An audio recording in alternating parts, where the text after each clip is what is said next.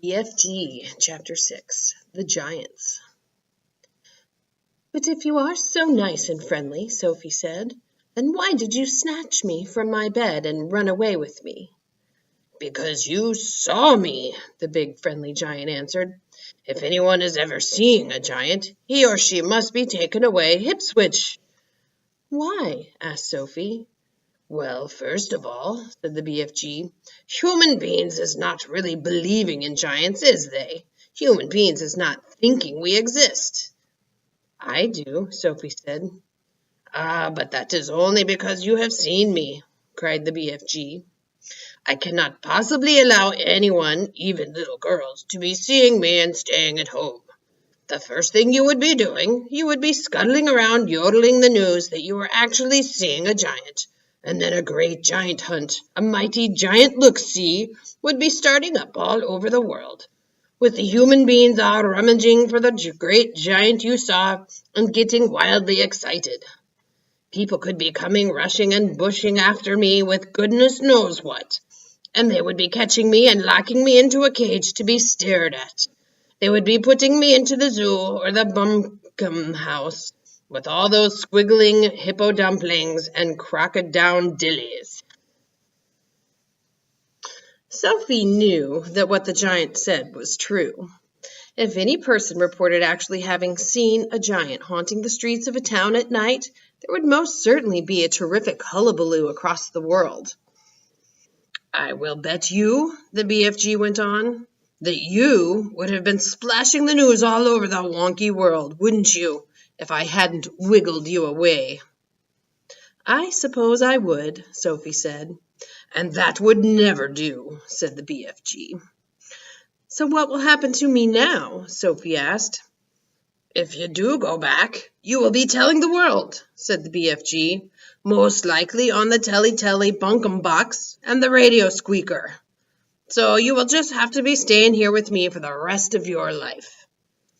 "Oh, no," cried Sophie. "Oh, yes," said the BFG, "but I am warning you not ever to go whittling about out of this cave without I is with you, or you will be coming to an ucky-mucky end. I is showing you now who is going to eat you up if they is ever catching even one tiny glimpse of you." The big, friendly giant picked Sophie off the table and carried her to the cave entrance. He rolled the huge stone to one side and said, "Peep out over there, little girl, and tell me what you is seeing." Sophie, sitting on the BFG's hand, peeped out of the cave.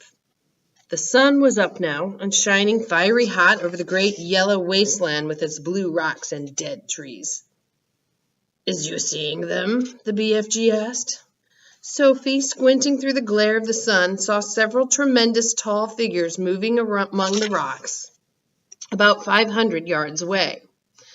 3 or 4 others were sitting quite motionless on the rocks themselves. "This is giant country," the BFG said. "Those is all giants, every one." It was a brain-boggling sight. The giants were all naked, except for a sort of short skirt around their waists, and their skins were burnt brown by the sun. But it was the sheer size of each one of them that boggled Sophie's brain most of all. They were simply colossal, far taller and wider than the big friendly giant upon whose hand she was now sitting. And oh, how ugly they were! Many of them had large bellies. All of them had long arms and big feet. They were so far away for their faces to be seen clearly, and perhaps that was a good thing. What on earth are they doing, Sophie asked. "Nothing," the BFG said. "They is just moochling and foochling around and waiting for the night to come. Then they will all be galloping off to places where people is living to find their suppers." "You mean to Turkey?" Sophie said. "Bone-crunching giant will be galloping to Turkey, of course," said the BFG. "But the others will be whiffling off to all sorts of flung-away places like Wellington for the booty flavor and Panama for the hatty taste. Every giant is having his own favorite hunting ground." "Do they ever go to England?" Sophie asked. Often, said the BFG, they say the English is tasting ever so wonderfully of cod scallop. I'm not sure I quite know what that means, Sophie said. Meanings is not important, said the BFG. I cannot be right all the time. Quite often I is left instead of right. And are all those beastly giants over there really going off again tonight to eat people? Sophie asked. All of them is guzzling human beings every night, the BFG answered. All of them excepting me.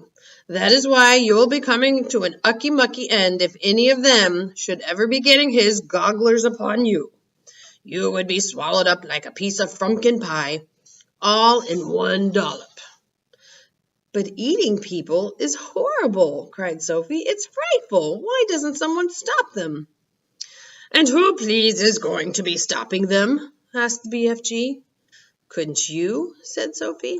Never in a pig's whistle, cried the BFG. All of those man-eaten giants are enormous and very fierce. They is all at least 2 times my wideness and double my royal highness.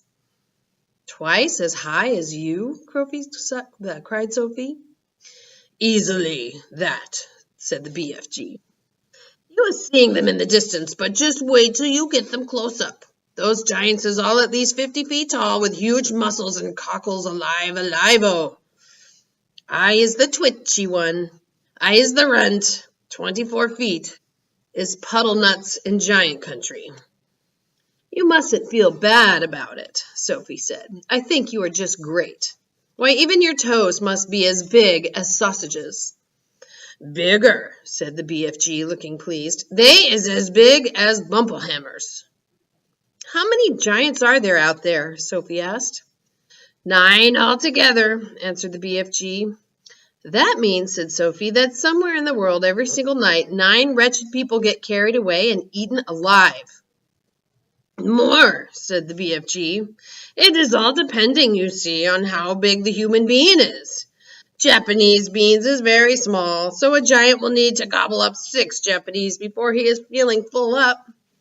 Others, like the Norway people and the Yankee Doodles, is ever so much bigger, and usually 2 or 3 of those makes a good tuck-in.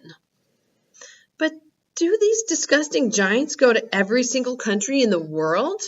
Sophie asked. All countries, excepting Greece, is getting visited some time or another, the BFG answered. The country which a giant visits is depending on how he is feeling. If it is very warm weather and a giant is feeling as hot as a sizzle pan, he will probably go galloping far up to the Frisbee North to get himself an Eskimo or 2 to cool him down. A nice fat Eskimo to a giant is like a lovely ice cream lolly to you. I'll take your word for it, Sophie said. And then again, if it is a frosty night and the giant is frigid and cold, he will probably point his nose towards the sweltering hotlands to guzzle a few Hottentots to warm him up. How perfectly horrible, Sophie said. Nothing hots a cold giant up like a hot Hottentot, the BFG said. And if you were to put me down on the ground and I was to walk out among them now, Sophie said, would they really eat me up? Like a whiff-swiddle, cried the BFG, and what is more, you is so small they wouldn't even have to chew you. The first one to be seeing you would pick you up in his fingers, and down you'd go like a drop of drain water. Let's go back inside, Sophie said. I hate even watching them.